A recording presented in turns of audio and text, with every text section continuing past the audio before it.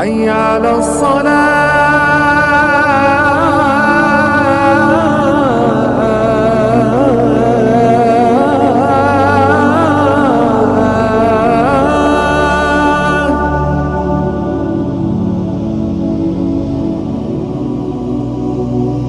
কোরআন পড়ানোর অনেক ফজিলত রয়েছে, কিন্তু এই কোরআন শরীফ পড়ানোর ক্ষেত্রে চুক্তি করে টাকা নেওয়া জায়েজ আছে কিনা?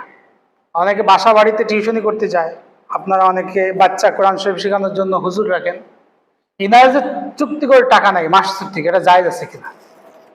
তো উলামায়ে কেরাম বলেন এই ধরনের তালিমুল কোরআন, কোরআন শিক্ষা দিয়ে টাকা নেওয়া, এটা শরীয়তের দৃষ্টিতে জায়েজ আছে।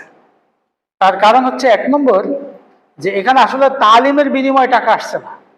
বিনিময়টা হচ্ছে ওই যে লোকটা একটা সময় দিল, হাফসে ওয়াক্ত, তার সময় ব্যয় হলো, এখানে লম্বা সময় ব্যয় হয়, তার জন্য আলাদা সময় ফারাক করতে হয়। এই যে সময়টা ব্যয় করছে, ওই সময়ের বিনিময় হিসাবে আমরা তাকে ওই অর্থটা দিয়ে থাকি।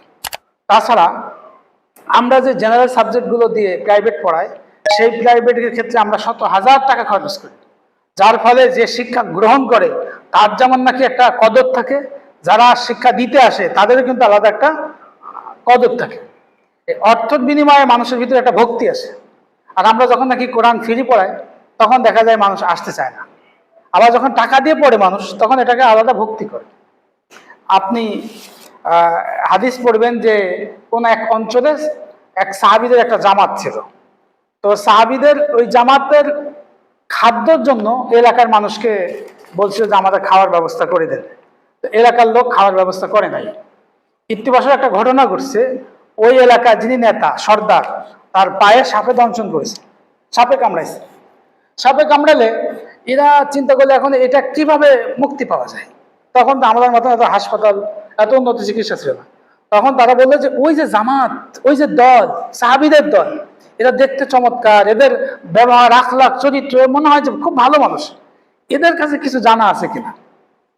দৌড়ে আসলো, এসে জিজ্ঞাসা করলো যে আপনারা, আমাদের সর্দারের এই ঘটনা হয়েছে, আপনারা কি একটু ঝাড়ফুঁক দিয়ে সুস্থ করার ব্যবস্থা করে দিবেন?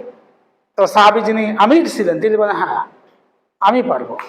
তো উনি সূরা ফাতিহা পড়ে সাপ যেখানে দংশন করছিল ফু দিছে। সূরা ফাতিহার বরকতে আল্লাহ তাআলা ওই ব্যক্তিকে সুস্থতার নিয়ামত দান করেছেন। এবার উনি চুক্তি করে নিয়েছিলেন যে আমি ফু দেবো, ঠিক আছে, আমাকে এক ছাগল দিতে হবে, এক পাল ছাগল দিতে হবে। তো ওনাকে এক পাল ছাগল দিছিল। আগেকার বেঈমানরা হলো ওয়াদা খিলাফ করতো না, এক পাল ছাগল নিয়ে সাহাবায়ে কেরাম বিপদে পড়েছে। এই সাহাবায়ে কেরাম তো এমন যারা, তারা এক লোকমা খাওয়ার সময় চিন্তা করবে যে এই বিশাল পাল ছাগল আমাদের জন্য খাওয়া বৈধ হবে কিনা।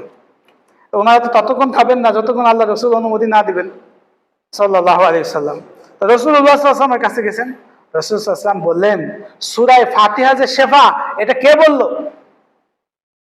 তোমরাও খাও এবং এখান থেকে আমাকেও তোমরা কিছু দাও। রাসূল সাল্লাল্লাহু অনুমতি দিলেন এবং রাসূলুল্লাহ সাল্লাল্লাহু আলাইহি ওয়াসাল্লাম বললেন ইন্না হাক্কা মা আখাযতুম আলাইহি আজরা, যে জিনিসের বিনিময় গ্রহণ করা হয় তার মধ্যে সবচেয়ে বেশি হকদার হচ্ছে কিতাবুল্লাহ, আল্লাহর কিতাব। আল্লাহর কিতাব জানো না, তোমরা যে বিনিময় নিছো সূরা ফাতিহার বদলেতে, বাস এটা বৈধ।